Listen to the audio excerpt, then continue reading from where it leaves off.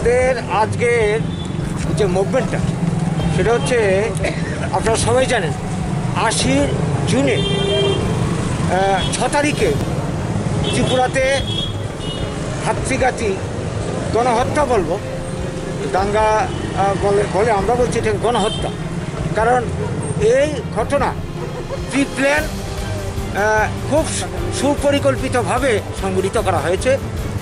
৬ তারিখ ঘটনার সূত্রপাত হয় লেম্বুচড়া এবং মান্দাই দিয়ে, তারপর সারা ত্রিপুরায় ৯-১০ তারিখের মধ্যে গোটা ত্রিপুরায় ছড়িয়ে পড়ে।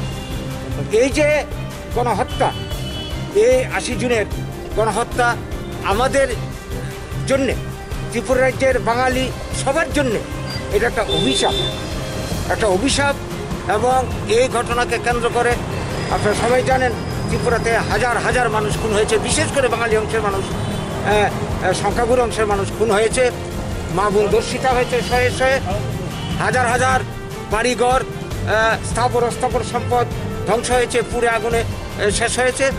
এবং তার যেটা ফল যেটা দাঁড়ালো, আমরা দেখলাম যে কয়েক লক্ষ মানুষ, বিশেষ করে বাঙালি অংশের মানুষ, জায়গা জমি বাড়িঘর স্থাবর সম্পদ ফেলে পথের ভিখিরি হয়ে আজকে এরা সারা ত্রিপুরায় গাছতলায় পথে ঘাটে ঘুরছে। তো এই যে সমস্যা, এই সমস্যার সমাধান আজও হয়নি। আমরা ওই কাঞ্চনপুরের শরণার্থী, ভিন রাজ্য থেকে আসা শরণার্থী, এদেরকে এই রাজ্যে পুনর্বাসন দেওয়া হচ্ছে। এরা এই রাজ্যের মানুষ না। এই ৬০০ কোটি টাকা প্যাকেজ দেওয়া হয়েছে।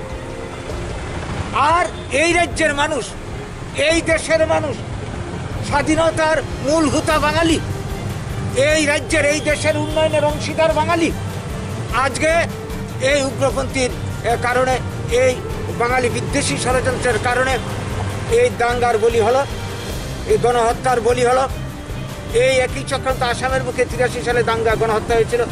এই যে অবস্থাটা চলছে, আমরা এটাকে নিয়ে সেই শুরু থেকে ৮০ সাল থেকে আমরা, তখন যারা ক্ষমতায় ছিল বামফ্রন্ট, আমরা দাবি তুলেছিলাম এই ঘটনার নেপথ্যে কারা রয়েছে, চক্রান্তকারী কারা, এটা উদ্ধার করার জন্যে হাইকোর্টের কর্মরত একজন বিচারপতি দিয়ে নিরপেক্ষভাবে বিচার বিভাগীয় তদন্ত কমিশন করে এটা জনসমক্ষে প্রকাশ করা হোক এবং যারা দোষী প্রকৃত চিহ্নিত হবে তাদেরকে উপযুক্ত আইন অনুযায়ী শাস্তির ব্যবস্থা করা হোক। সেই সঙ্গে যারা নিরীহ মানুষ এই চক্রান্তের বলি হলো, তারা যারা স্বজন হারা হয়েছে, সম্পদ হারা হয়েছে, যারা মারা গেছে, তারা তো ফেরত আসবে না, কিন্তু তাদেরকে উপযুক্ত ক্ষতিপূরণ যাতে দেওয়া হয় এবং যারা যেখানে বাড়ি করছিল তাদেরকে যাতে সেই জায়গাতে নিরাপত্তা দিয়ে পুনর্বাসনের ব্যবস্থা করা হয়। তো আজ অবধি এই দাবিটা মানা হয়নি।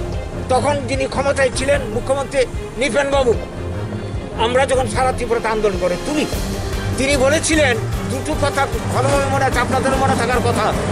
বলেছিলেন, আমি তথা বামপন্থী সিপিএম পার্টি যতদিন ক্ষমতায় থাকবে ত্রিপুরাতে তদন্ত কমিশন হবে না। তাহলে এটার থেকে কি প্রমাণ করে না? তদন্ত হলে এরাই এদের পেছনে আছে, এটা এদের মুখোশ উন্মোচিত হবে। ২ নম্বর তিনি বলেছিলেন যে আমি যদি উপজাতি হতাম, নৃপেনবাবুর উক্তি, এটাকে বিখ্যাত উক্তি, আমিও উগ্রপন্থী হতাম। তাহলে এটা পরিষ্কার উগ্রপন্থী কাণ্ডের পেছনে নৃপেনবাবুদের হাত, সিপিএম পার্টির হাত রয়েছে, এদের মদত রয়েছে। তো সেই জন্যে সেই থেকে, সে ৮০ সাল থেকে আজ অব্দি আমরা এই আন্দোলনটা করে যাচ্ছি, দাবি জানিয়ে যাচ্ছি। এক্ষণে যারা এই রাজ্যের ক্ষমতায় আসেন, কেন্দ্রে যারা ক্ষমতায় আসেন বিজেপি, তাদের কাছেও আমাদের ৪ দফা দাবি ভিত্তিতে আমাদের আজকের এই যে মুভমেন্ট, এই মুভমেন্ট সারা ত্রিপুরাতে হচ্ছে। আপনারা জানেন ৬ তারিখ দাঙ্গার গণহত্যার সূচনা হয়, ৯-১০ তারিখে সারা ত্রিপুরাতে ছড়িয়ে পড়ে, যার জন্য ৯-১০ তারিখকে আমরা বেছে নিয়েছি। আজকের দিনে সারা রাজ্যে এই মুভমেন্টটা হচ্ছে। আমরা চাই এই ব্যাপারটা আপনারা আপনাদের মাধ্যমে পাবলিকের কাছে এটা ছড়িয়ে যাক এবং আমাদের যে দাবি, আমরা আজকের এই মুভমেন্টের মাধ্যমে এটা প্রতীকী অবস্থান। আমরা লকডাউনের নিয়মকানুনকে মেনে আমরা প্রতীকী অবস্থান করছি। অন্য ধরনের মুভমেন্ট তো করার কোনো স্কোপ নেই। তাই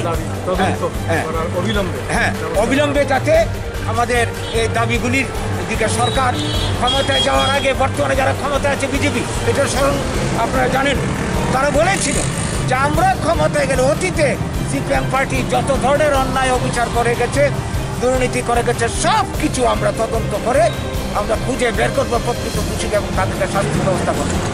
আমরা তো দেখতে পাচ্ছি না কার্যকরী।